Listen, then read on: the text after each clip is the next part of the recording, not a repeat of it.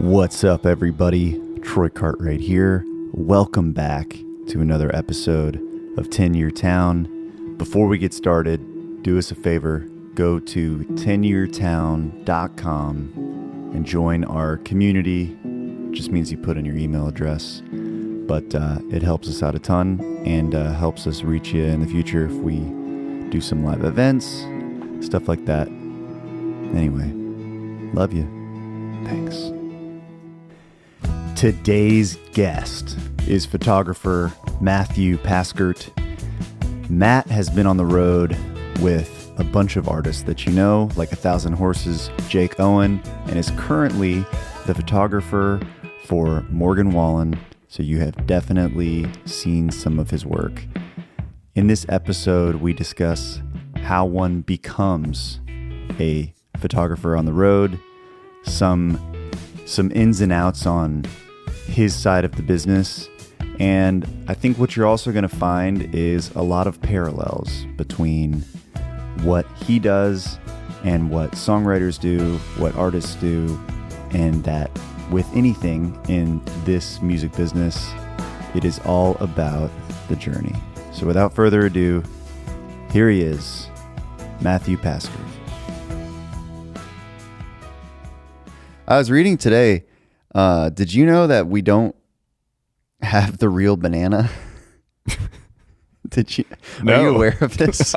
Completely unaware. So the Chiquita banana, which is the banana we got. The song goes with that one, right? Yeah. Yeah. Not the original. In the 50s, there was like a different banana. It's like the Gorm banana. And that's the real banana. Can you spell that? No. Okay. It's sweeter. Yeah. It's got like a better texture. Apparently they could like cook better dishes. You know, like you have a banana sundae, you're like, this is lacking.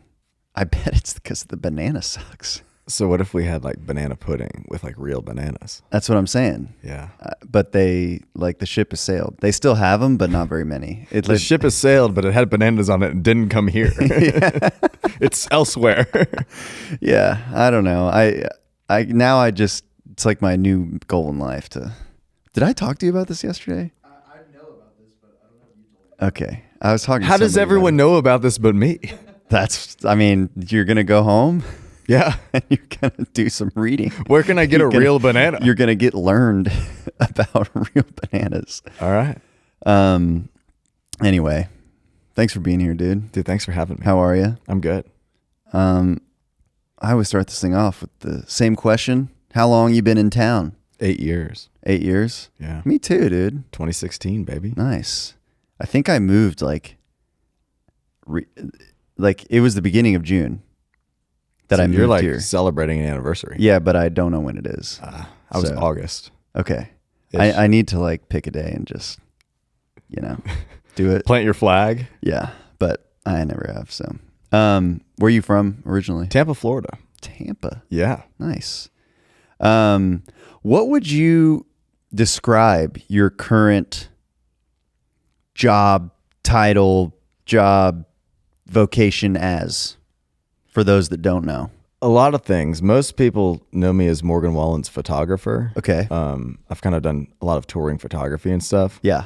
But when I'm not on the road, I'm directing commercials, music videos, Gotcha. shooting album covers. Awesome. Yeah. What is the, like, pardon my ignorance, like, obviously there's a difference between photography and like videography. Yeah. How do you consider the two? Is one like a higher art form, or Like, is one better than the other? Yeah. I don't know. I feel like photography, you can hang on a wall. Uh-huh. And if everyone I say that to is like, well, video, you just put it on a TV. You can mount a TV on Yeah, the wall. yeah. Not the same, though. Right. You know, like, I like photography. I think photography, for what I consume, Yeah. interests me more. I love that. Because it leaves kind of more to my imagination of imagining the context and all that. Yeah. Whereas video just tells you what to think. I feel like photography kind of leaves it to your interpretation. Yeah. Obviously, there's exceptions to every rule. Of course. But that's kind of my thought on the photography thing is like, it says 1,000 words. Right. But I get to make up the words. Yeah. That's amazing. How did you, your first gig was probably not Morgan Wallen's photographer. No. So tell me about the journey a little bit. First Nashville gig? Yeah, sure. 1,000 Horses. Okay. Yeah. Did you, even before that, when you were like in Tampa, were you like did you always have a camera in your hand? Kind of. When I moved to Tallahassee to go to school at Florida State. Okay. And that was when photography kind of seemed to be a thing. I was at the community college because I didn't have enough credits when I transferred from another school because I partied too hard. And they were like, you've got to go to the community college for a fall semester. And that was fall of 2013, the year that Florida State won the national championship. Sick. And as a community college student, I didn't get tickets. Gotcha. So I was like, how can I get into these things? Loophole. Exactly. I used the camera to get into the games. Ended up like on the sideline of the national championship game and everything. Dang. Yeah. That's so sick. And then like there was clubs and concerts and stuff at those clubs, and that kind of just started growing and snowballing. Yeah. And then eventually it was like I guess it was spring of 2016. Yeah. And my girlfriend at the time was like, hey, her parents had just gotten divorced and love didn't exist anymore, And she was like, I don't think we should really do this anymore. And I was like, cool, well now I have nothing keeping me here. Yeah, you know what I mean? I was like, I paid my brother to finish out some of my final classes. Literally. What? Did he just go for you? No, I just did online ones. Oh my God. I took I checked all the boxes for my degree other than like, hey, you need to take 3 more classes. It doesn't matter what they are. Right. So I was like, Harry Potter class. There was another class that was like, it was like a movie class. And so like, I just paid my brother to watch movies and write papers on them. Amazing. There was no Chat GPT at the time. So yeah, had old Dan write them up for me, So he finished that out and I was like, I'm going to move to Nashville. And then of course, Sarah was like, can I come? I was like, yeah. And now we're married, 2 kids, 2 dogs, fence around the backyard, Yeah. But yeah, so that kind of brought me to Nashville. Gotcha. And then it was just like taking pictures of anything I could. Yeah. It was dogs, Christmas cards. Did you, what was your degree in? Marketing and entrepreneurship. Okay. So not photography. No. Gotcha. No. I don't know, man. I just feel like if all else fails, I've got a business degree. I'll figure something out. Yeah. I feel like that's more beneficial to what I do than taking photos. Like, for sure. if you want to take photos, go take photos. If you want to write songs, go write songs. Yeah. Absolutely, dude. That makes sense. Yeah. So, all right. So you moved to town. You're taking dog photos. Yeah. Wedding photographer. No weddings. No weddings. I didn't shoot a single wedding. I'm Any very proud engagements? to say that. For the homies even? One engagement, but it was after things kind of took off, and it was Jake Owen's engagement. Okay. Yeah. Pretty legit. Yeah, we walked around a Christmas tree farm for like an hour, and my wife was there, and we were like, come on, man, anytime. It was awesome, though. It was really cool and kind of an intimate moment that was special. But that's amazing. So, yeah, how did you kind of like, I don't know, what's the first step? What's the first like emails? Oh, yeah, man. Like you're just cold emailing bands and managers, record label people. I would go and be like, let's say like Big Loud, for example. And I was like, Troy Cartwright. I know he works at Big Loud. So I'd be like, t.cartwright@bigloud.com. Oh, you were just Troy Cartwright@bigloud.com. Troy.cartwright@bigloud.com. Yeah. So you were just like guessing. Yeah. And as soon as one didn't come back to me with, the message undelivered thing, I was like, cool, got him. Yeah. Dang. I'm in. And so what would you say? What would you say in these emails? Hey, I'm Matt Paskert. I'm a photographer here in Nashville. I'd love for you to check out my work. Anytime you have, I'd love to slide in and get a coffee or a lunch on me. Yeah. No money to pay for it, Yeah. Yeah. But you were just trying to network.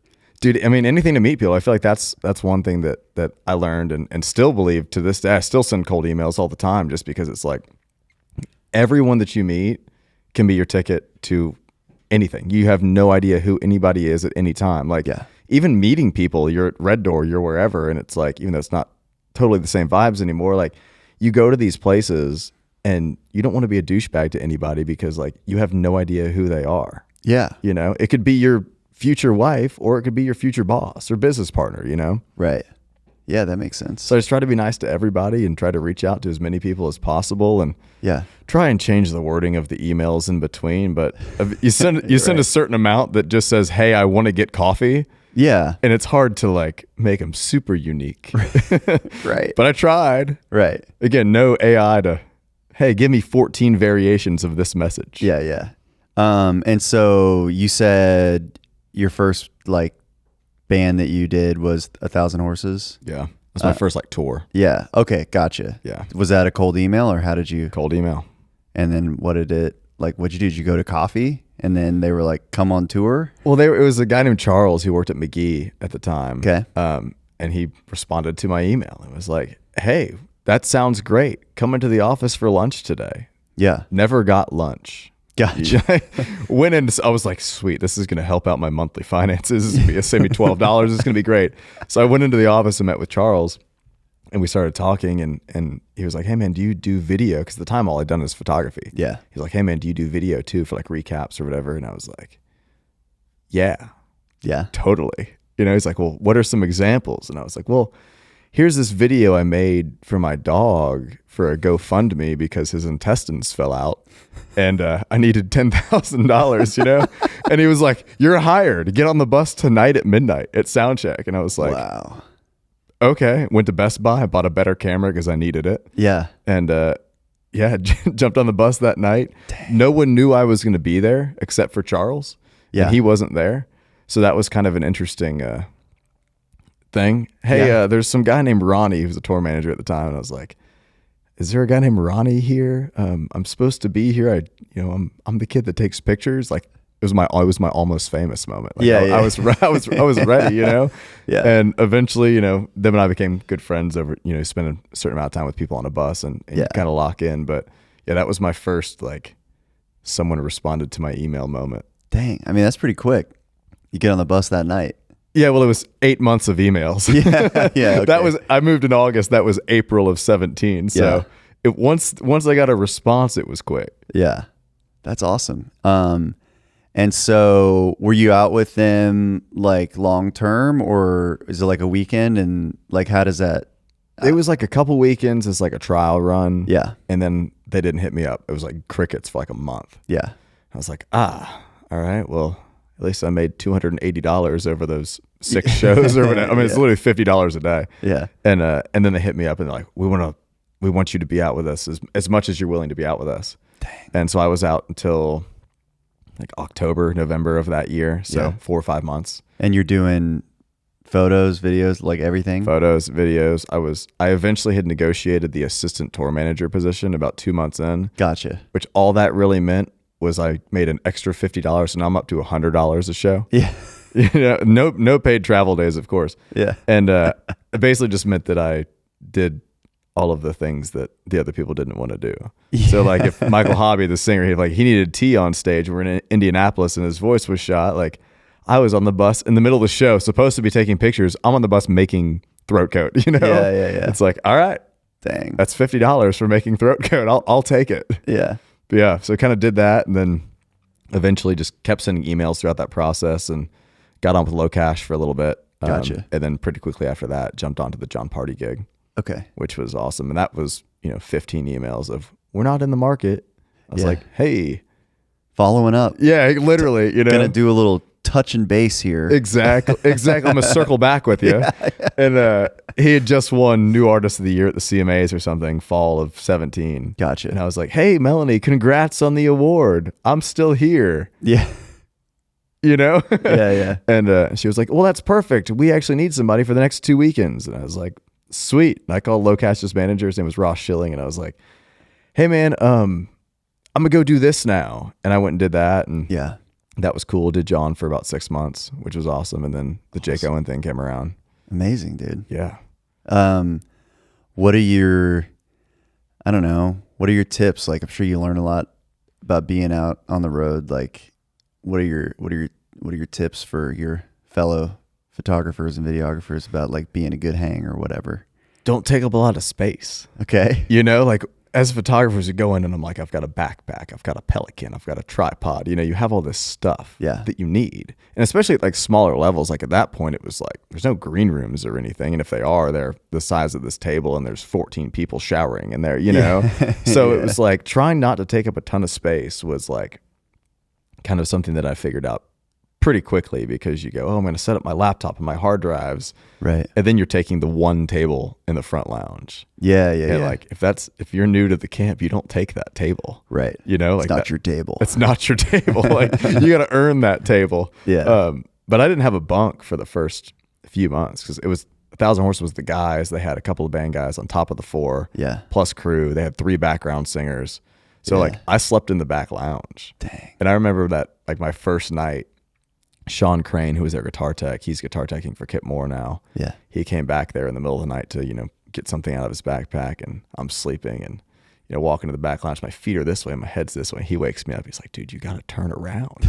He's like, if we hit something, You're going to die. You're going to die. Yeah. And I was like, dude, I didn't even think about that. So feet forward. Yeah. Don't take up too much space. It's good advice. I would say don't shit on the bus, but nowadays, most buses, it's frowned upon, but if you need to, Dang. a lot of them have grinders now. Yeah. Never have. Yeah. Old habits die hard. I definitely have in dire situations, especially when I was riding Jake's bus, it was just me and him. And he had his bathroom, and there was a bathroom in the front. So gotcha. You could make it happen. Instead of pulling over, it was more beneficial to do what you needed to do. There's efficiencies there. Yeah. I'm trying to help you guys out by doing this. It's a mutually beneficial situation to be in, I thought. Dang. That's amazing. So, man, I got so many questions. I'm just trying to think kind of where to dig in. Here's a random one I have. What's like in your head when you're out with somebody, what's your turnaround time? Like what's like a reasonable expectation for an artist trying to hire somebody, and like how long they should from the tour or the shows that weekend, like before they get some content? Oh, they should be getting content every day. Just like as it's happening? Yeah. I mean, like if let's say the show is from like 9 to 11. Yeah. Like I feel like especially at like different, like now it's kind of different with the Morgan thing because it's just, we have like event shop and all this other stuff that kind of goes on. But like, dude, I was turning around photos within 15, 20 minutes of the show being over. Oh, just like a 3 to 5, just like, hey, here's an Instagram story post. Yeah. Sure. And then a couple hours later, let's call it 2 a.m. Like, hey, here's 20 photos. Yeah. And then the next morning at that time, like the 1,000 Horses guys would wake up to a recap video from every show. Dang. Yeah. That's crazy. So I slept, 0. Yeah. Which was fine. I mean, again, at the time, like that was my first tour. That was like the moment, it's like at that point I was on a bus. Yeah. I'd made it. Right. So if I'm working 24 hours a day, I didn't care. It didn't matter. I'd made it. I was on a bus. Yeah.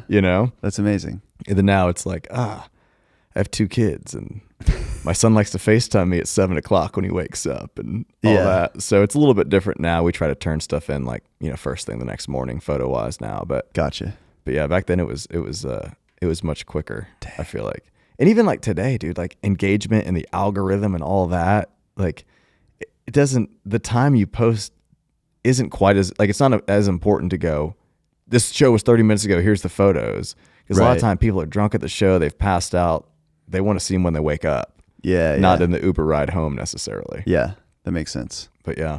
Interesting. Okay, so talk me through, like, you're out with Jake, and then I guess at some point, was Morgan the gig after that, or? Kind of. Okay. Out with Jake started in April of 18, fall of 18. Morgan was opening for Jake. Gotcha. So met Morgan, spent a lot of time with him. He hung out on the bus and, partied with us and backstage and all that stuff. Yeah. And at the end of that tour, they were like, hey, this Morgan guy needs a content guy. Yeah. I was like, well, I'm pretty locked in here, but, I have my buddy David, who's awesome. So I recommended his name. Yeah. And then I kept doing the Jake thing through COVID. Got laid off about halfway through COVID. He paid us up until like April, and then we did 2 rounds of PPP. And then come August, it was like, we don't know what this looks like. I mean, all of us do. We're just like, all right, well, for sure, I'll figure something out, and that's kind of when I got in more to the video side and the directing side. Cause then it was late night TV and the Kelly Clarkson show. And all these people are like, well, we need performances and we can't fly 30 people to New York in the middle of COVID. Right. So we did all the pre-tapings. Then it was like, oh, well, this directing thing's pretty cool. Yeah. So I did that full time. Okay. End of 20, beginning of 21. and even into 22. Did some tour stuff with Jake on and off. Did a bunch of stuff with Larry Fleet.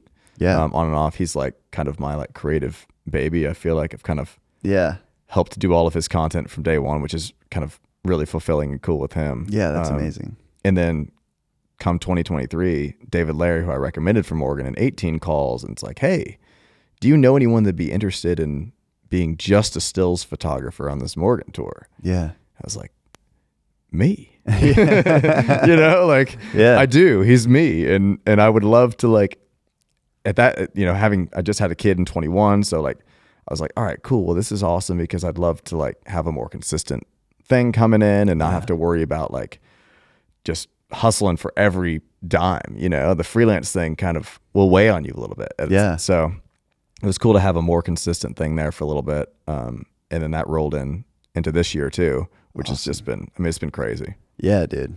Bigger than I could imagine. Again, being on a bus with 1,000 horses was like mission accomplished. Yeah. So this is just crazy. Yeah. Yeah. It's crazy, dude. It's huge. I got to tell you a secret, man. Okay. January 9th of 2020, Yeah. Cake for Breakfast music video. Oh yeah. Some diner in Lebanon. I remember. Dude, I was out there hanging lights for you. Dang. With Rachel. With Rachel D. Oh yeah, dude. Yeah. Yeah. Dang, that's crazy. So that's what I was doing. Yeah, you know? yeah. So I remember that shoot. It's wild. Yeah, that was like, we didn't know what was coming, dude. We No didn't know clue. COVID was just chilling. I got married the next day. Oh my God. That was the night before my wedding. That's crazy. Got to pay for the wedding somehow. You Yeah, know? dude. That's And, amazing. Yeah. It was a great shoot. Thank you. It was awesome, Yeah, man. I it's a thought it great was video. cool. It was messy. You know? Yeah, yeah. Oh yeah, yeah. We were, it was like, yeah, it was like, I don't know, DIY is not the right word, but we were making it happen, you know? We made it happen. Yeah, definitely. No, it was dope. We had a cake fight. We did. Yep. Yeah. It's pretty sick. Yeah. That's amazing, dude. I love that. It's wild. So I guess what does that look like now? Like, I mean, y'all are out quite a bit. Yeah. But is it like every weekend or Pretty what's much. kind of like the lifestyle like for you right now? It's pretty much every weekend. We just got back from like a 10-day run. Okay. So it's kind of like we had like 8 days off and then 10 days on. And then like now we're on like 10 days off. Gotcha. But after this, it's like every weekend basically. And most of it's flying now. It's Really? we kind of call it fake touring. Okay. Because we like the buses are still there, but like we fly in, we stay at a hotel for 3 days. It's usually like load-in day, production day, show, fly home. Gotcha. So it's kind of like this last run was all like makeup dates from his vocal rest. Okay. So it was like we bust from here to here. We had like a day off at the beach in Panama City and we all like had a good time. Went to Senor Frogs and did what we needed to do, Yeah. you know? So like that felt like real touring again. But dude, we call it fake touring because it feels like you just fly in, stay at a hotel, you fly home, you fly in, stay at a hotel, you fly home. Yeah. So I feel like it's busier because you do have those extra flying days instead of like just fall asleep on the bus and you wake up at home. Right. Right. So it's like a 2-show run is all of a sudden 5 days. Yeah. So it's kind of like 5 on, 2 or 3 off, 5 on, 2 or 3 off. Gotcha. Up until like end of September, I think. Yeah. And we've got a couple weeks in Europe in August, which will be cool. Gotcha. I've never done the double-decker bus thing, the beat the street bus thing over Oh in yeah, Europe. yeah, yeah. Pretty excited for that. It's gonna be sick, dude. Apparently there's a front lounge above the driver that you can just Chill. look out over the road. Dang. I'm pretty pumped. Yeah, it's gonna be amazing. But yeah, it's pretty much every weekend. That's awesome. So when you are photographing Photographer. yeah, photographing. When you're photographing a Morgan Wallen show, do you have like in your mind for each show kind of like where you're going to be or what kind of shots you're trying to get? Or do you just every show go like just try and think of the coolest thing you can think of? Both, I Okay. think. I mean, we try to plan as much as we can. Like, Okay. I'm very type A, so I like to like print out a set list and look through it, write my notes down and try it, especially night 2. Yeah. You go, well, here's what he did night 1. Maybe he'll do the same thing, but he's kind of all over the place as far as like the actual performance. He has Like where he is on the stage. Yeah, he has certain moments where you kind of know he's going to be there, but we always joke because I feel like in general, like if you go and try to chase him, Yeah. he's just going to go the other way. And the stadiums are too big to like, if you're caught over here and he runs it, you're just like, fuck. Yeah. It's going to take me 4 minutes to get over there. And by that time, he's back over here. Right. So you almost have to like, for me, it seems to work better to find a spot, line up a shot, wait for him to walk into that shot, snap it off, and then go, cool, next. Yeah. You know? But there's so much. It's like distracting almost. Yeah. Because there's the fire and the wristband lights and the lasers, and you're just kind of like, you want to try and get it all. But if you try to get it all, it almost makes you get less. Yeah. You know what I mean? Totally. Like if you're trying to like writing it, I'm going to pander to you real quick. Okay. Like if you're trying to write a song and you're trying to appeal to everybody, you're going to appeal to nobody. Right. You know what I mean? Yeah. There's like oddly enough, there is like, I always tell myself like there's a universal appeal to your specific story. Yeah. Right. Yeah. So that's how I think about writing songs. Which is weird because you like, first glance, you think it would be the opposite. Well, if it's for everyone, it's for no one. Yeah. It's confusing. It is. It's very backwards. It is. You know? That's a oxymoron, I think Yes. they call that. But that's kind of how I think of it. Or it's I see what you're saying though, because I feel the same way. Like if I'm going to New York and I'm going to like an art museum, like the Met, right? It's so huge. There's so much in there. I don't like to go without knowing something specific that I'm trying to look at. Or like having a goal.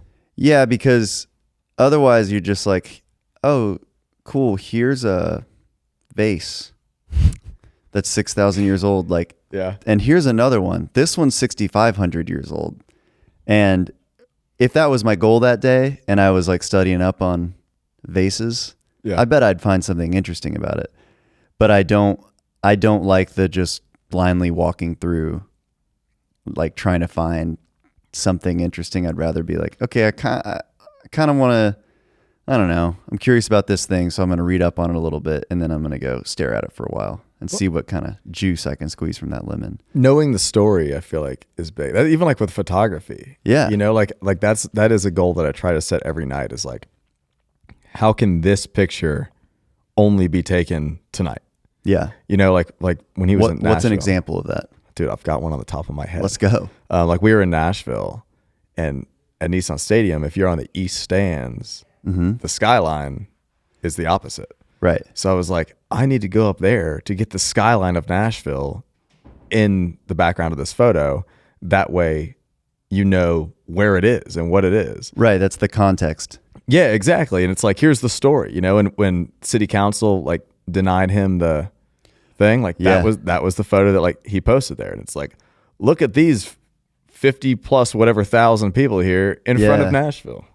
Yeah. And he actually told me the other day, he's like, dude, I want to get that photo hung in my house. And I was like, dang, that's fucking crazy. Yeah. That's so like sick. that's the biggest compliment that we could ever get. Like if you want to wake up every day and walk into your kitchen or wherever and see a photo that I took, I'm like, Yeah. that's pretty cool. That's pretty amazing. But so trying to do things like that, you know, and he wears like jerseys every night for whatever city he's in, which helps a little bit. But I'm like, how can I find the right angle, find the right spot Yeah.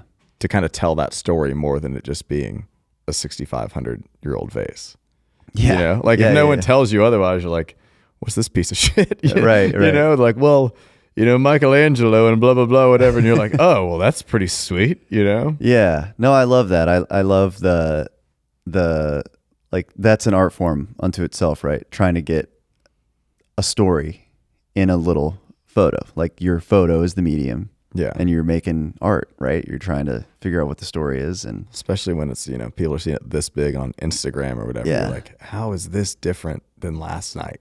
right. Because, I mean, for the most part, it's the same show. I mean, the production is so intense that it's like Yeah. the fire is the same during these different songs. And, you know, so it's like, how do we try and take those moments and make them feel different? Is that how do you approach that challenge? Like, I guess overall, we're in a world where everything is, it seems like anyway, everything is social media. Yeah. Everything is, you know, a screen this big. Yeah. So how do you like not be how do you not feel limited by that? You do. You just accept it. Yeah, man. I mean, like last year I made Morgan like a book of like all my favorite photos, like blown up, like leather bound book. And I feel like doing things like that for me, I love that. Like I love seeing stuff like in a tangible way. Yeah. So trying to do that, because otherwise he's just, oh, here's my 40 photos from tonight, flipping through them. Cool. Here's the 7 I'm going to post. Right. So trying to get it trying to almost force things beyond the screen in a way, but at the same time, we do have to understand and accept that like the reason I have a job is because of Instagram and social media. Yeah. So you don't want to fight it too much, but I'm just trying to think, how can Morgan, being at the level that he's at, how can his content consistently look cooler and bigger and better than anyone else's content? Because his show is cooler and bigger and better. Right. So like, how can we continue to elevate that as his show and as his career elevates? And that's kind of, I mean, it's a challenge for sure, because some days you're like, dude, this is the 3rd night at this venue. Yeah. Same show, same venue, same songs. Right. I mean, no one knows the crowd is different. It's just a it's sea of people. The crowd is not necessarily going to look different like in a photo. No, not at all. Unless you're taking photos of just straight up of people's faces, but then most of the time you don't have any context with that. It's just some girl screaming for Morgan, Right. For him to draw her next tattoo or whatever. Yeah. Dang. Which is a weird thing. That's fascinating. The whole like draw my next tattoo trend yeah. that everyone's doing, like I think Luke Combs did one and was like, I like titties and beer or something. And I'm just like, did you really go get that? Maybe they did. Probably. Yeah. God, when we played in like Des Moines, I remember signing some girl's arm and she was like, I'm going to get this tattooed. And I was like, I wouldn't. Can I do it again? Like, try again? like I write like a 3rd grader. Live, laugh, love. Yeah. Troy. Yeah. It's interesting. All right. Well, what do you, you are, kind of like in a unique position where it's like, if you want to do tour photography, like you're doing it. It's hard to get much bigger than where you are with the gig you have, right? Taylor. Yeah, that's true. Or Beyonce, I guess. Yeah. But yeah. Like what are your goals? What are your aspirations? Like where do you want to go from here? I would love to like long term. Yeah. I would love to do like documentary work, like high level documentary work. I would love to like tell stories. I'm a huge proponent and a victim at the same time of mental health and stuff. And I would really like to kind of try and not expose, but just show more of that story within our industry. I feel like our industry is very man up, you know, and it's starting to get better, but there is that stigma there and there is that stuff. And I would really love to kind of, like, you think about it, Coldplay talked about it a little bit in a documentary 7 or 8 years ago for their Milo Zoloto tour, however you pronounce that record they put out. Yeah. And Chris Martin was just talking about, like, you go from this and he's on stage and he's doing this and the lights and the people and all that. And then all of a sudden, 30 minutes later, you're sitting in a hotel room in total silence by yourself. Yeah. Like what that does to a person, to a human, to our brain. Like we're not meant to just sit there and just do this, you know? Yeah. And so trying to balance it out and trying to find ways to find resources and kind of take away, again, the stigma is the word that seems to be what we're using these days, which is fine. And I'm in for that. But like, I just want to make sure that, like, if I can help save one person's life, if I can help talk one person off the ledge, if I can help one person feel better about what they're going through and understand that they're not alone in what they're going through, and like, because it's easy, man. Like social media, which is what all our stuff is for. Like, look at how great I am. Look at all these cool pictures I've been taking. Look at how beautiful my kids are. Look at how awesome my wife is. Well, you know, and it's like, that's great, but at the same time, it's like it's hard to be like, hey, I'm struggling, or hey, like I'm going through this. Yeah. You know, and I feel like the people that are vulnerable, the people that are vulnerable and do that are almost criticized for seeking sympathy or seeking attention. Right. And it's like, where is that line? When do those two sides meet where people actually are able to like empathize instead of just being so surface level about it? Right. You know what I mean? And like, there's so many like just assholes online that just like will just say mean stuff to say mean stuff, Right. you know? Yeah, And but it's like, how do you get rid of that? Yeah. So I would love to try and figure that out. Right. We just have to tell a story, right? I mean, that's a very powerful video I can imagine, right? It's like 60,000 people, and then 30 minutes later, yeah, you're sitting in your hotel room. Yeah. Like, I'm in.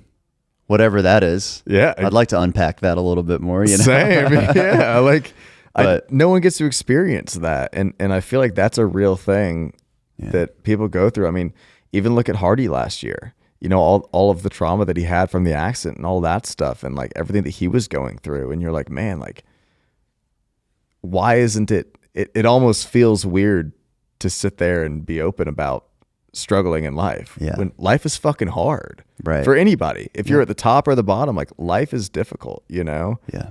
And how come it's almost inappropriate for us to say that in a way? Yeah. I mean, it's hard to talk about.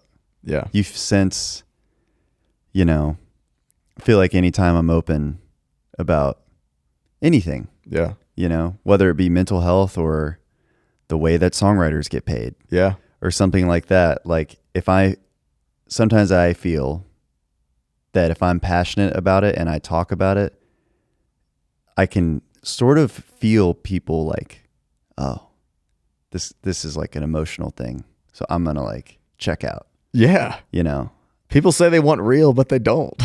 yeah, it's like you have to be real in a digestible way. Yeah. And that's just like the human condition. It's like, it's hard to express yourself. Yeah. It's hard to be honest, and it's hard to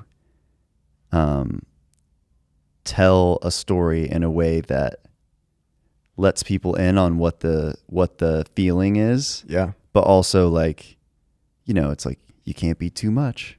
Yeah. It's a fine line. Yeah. You know, it's like an art form unto itself. For sure. Right. Which I guess just goes back to like storytelling. Yeah. It's just every story has to have, you know, guardrails on it. Yeah. But it's hard to do. So that's kind of like the dream, you know. Yeah. I just want to kind of be a part of something that's bigger than just taking cool photos, or bigger than like, hey, look at this album cover I shot, or this music video I directed. Just kind of, I want to do something bigger than that, in the sense of like, how can we make an impact on today's society? How can we make an impact on the industry? Yeah. You know, for the better. I'm not trying to expose people and take anyone down. I just want to, like, if we can lift everybody up a little bit, make everyone happier, make things a little bit more transparent, I think that'd be amazing. Yeah. Yeah. It's like the thing to be known is to be like truly understood. Yeah. Right. So just trying to like let people know more about the way that things work is like, that actually helps people just like understand the world better. For sure. And hopefully be more just empathetic in their lives in general. Yeah. So it's awesome, man. Just be nice. You know? Yeah. Just be nice. It's beautiful. Well, if you had one piece of advice that you could give to somebody that's just getting started on their journey, and maybe they do want to get into tour photography or videography, something like that, what piece of advice would you give? One piece of advice. Yeah. I mean, it could be more than one. Yeah. I'm trying to think of one though. Okay. You know, A good one. a really good one. Yeah. I mean, everyone says the hang, and I do think that's true. I think a lot of that is untaught though. I feel like there's a certain aspect of it that's just like, you've kind of got it or you don't, you know. Mm-hmm. But I think that you can have it with one person and not with another. You know what I mean? Like, I feel like if you're worried about your fit somewhere, I feel like you might just not be in the right place. I wouldn't take that as, I'm not going to work out in this industry or this career.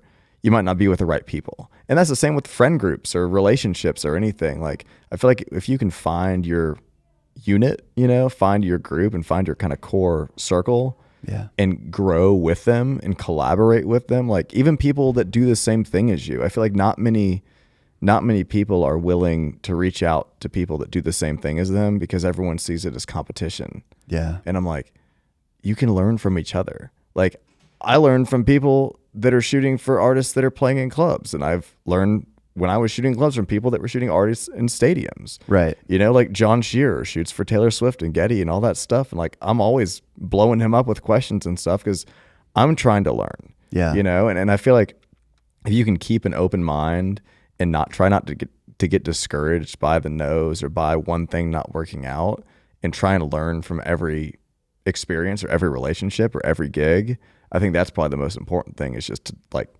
learn from anything, learn from everything, collaborate. Don't try and beat the other guy. Why don't you guys do this? Yeah, work together. Yeah, you know what I mean? Yeah. Yeah. Well, I think that, and that comes through in your story as well, like in your journey. It's like the Morgan gig. It's like that came from like your homie. Yeah. That's so true. Like in the on my side, the artist side or the songwriter side or whatever, it's like, oh, we're writing with this new artist. It's like, well, we need another writer in. It's like, I'm going to call my friend. Yeah. You know, are we like, I guess we're competitors, like technically speaking, we're both writing songs, but like, I just want to work with people that I like working with. Exactly. You know, I mean, that's like life. No, for sure. And it's like, I mean, I go through and, you know, Hot Country and all that, and you look at the song credits, and very, very rarely is there one person on that. Right. You know, why isn't this side of the industry, why isn't the visual side of things similar? Instead, it's all like, well, I directed this, or I shot this. I'm like, but we could do it. Yeah. And I have ideas that you might not have, and you will have ideas that I might not have. Yeah. And we can make everything better. So I feel like collaborating and just learning from anybody and everything is super important. Yeah. I got one last question for you. Yeah. And this is like something that I am always trying to be good about, but don't feel like I always crush. And that is, what is like the best way for someone to credit like if someone is taking a photo of me. Interesting. And you're the photographer. Yeah. What is the best thing that I could do to credit you? Does that make sense? It makes total sense. You're talking about like on Instagram, like tags and all that stuff. Yeah.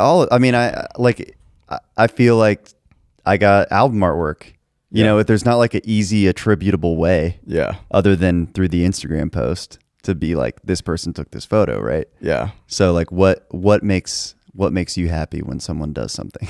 Dude, honestly, anything personal about a photographer, like stories seem to do the best for whatever reason. Like if you were to post that album artwork and say, you know, loved working with Matt Paskert on this, and then tagged me, like that's going to get me like the most followers. Yeah. At least in my experience, like, but on top of that, just anything, honestly, like I feel like it's kind of the standard to tag now, which wasn't the case when I first started. Like Jake used to always tag me, and that was like super cool because I was like, dang, like I didn't always have that, you know? Yeah.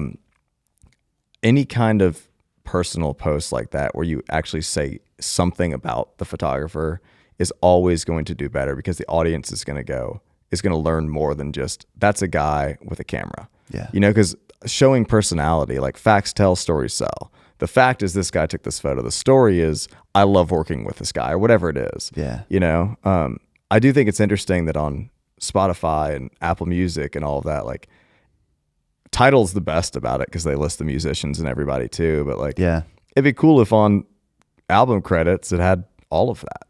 Yeah. You know, I do think it's interesting that we don't get royalties on anything. Yeah. I think that's kind of fascinating. Yeah. Like music videos, anything. It's like, cool, here's your $1,000.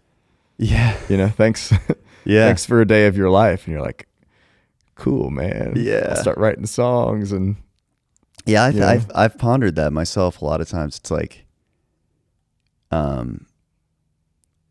it's hard. I call it a sticky wicket. I don't know what that means, but I like it. It's like, I think it's from cricket or something. Like the sport? Yeah, or maybe croquet. I don't know, but it's like, no, I think it's cricket.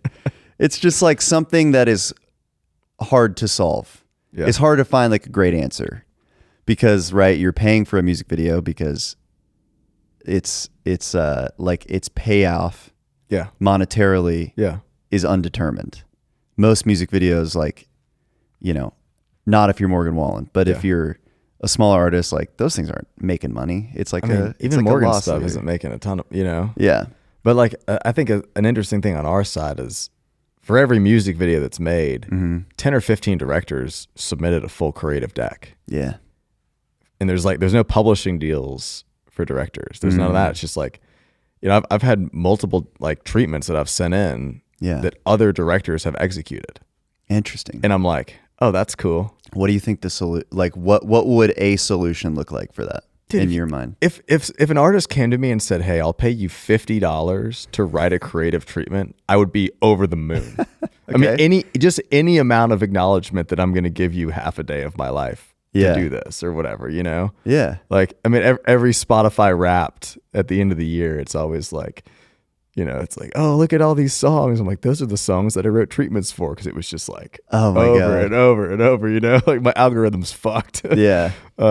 But like it is kind of an interesting thing that we do a lot of writing all the time, and there's a lot of times when there literally are 15 other people writing on a song. Yeah. For us to potentially have a 1 in 15 chance of making, you know, $2,500. Yeah. And it's like, okay, well, I know there's no return on them now. I mean, there's no, YouTube is kind of what it is, and obviously CMT is what it is, MTV is what it is, you know. So I understand that the ROI is gone. Right. But I do feel like the creative is still there, and people are still putting out creative and still writing creative and spending hours on that. And it's like, where is it? I mean, I've stopped writing on anything under a certain amount budget just because a lot of times it's just not worth it. Or also, hey, how many people are writing on this? Yeah. Anything over 5, I'm like, what's the point? Yeah, kind of. Yeah. Man, that's so interesting. But that's good to know. I think even that information alone is probably helpful for a lot of artists to hear, or maybe somebody who's in charge of that, just to understand. It's like, oh, okay, this is like the reality. Yeah. So it's not hard. It's not that hard to make people feel like appreciated for. Dude, I'm telling you, for their time. If you reached out to a director and you're like, hey, I want you to write on my music video, I'll give you $50. They would be like, you're going to pay me just to write? Yeah. Like if I don't get it, I'm getting $50. Yeah. You know, like obviously the more the merrier, but like, but just the acknowledgement of I value your time and your creative is huge. That's amazing. Awesome. Well, that's good to know. Dude, thank you so much for being here. Dude, thank you for having me. I appreciate it. I learned a lot, and this is kind of like a different look at the apple that we haven't covered on this pod. So that's what I was excited for. Yeah, man. dude, it's special. So anyway, all right, that's it. That's the pod. See you later. Hey guys, thank you so much for listening. If you want to submit a question for one of our Q&A episodes, you can do so at tenuretowne.com. We would love it if you would join the Tenuretown community, which just means we'll send you updates via email about stuff we got going on. And of course, please rate and review on Spotify, Apple Podcasts, or YouTube. Wherever you listen or watch this thing, we appreciate you so much. See you next week.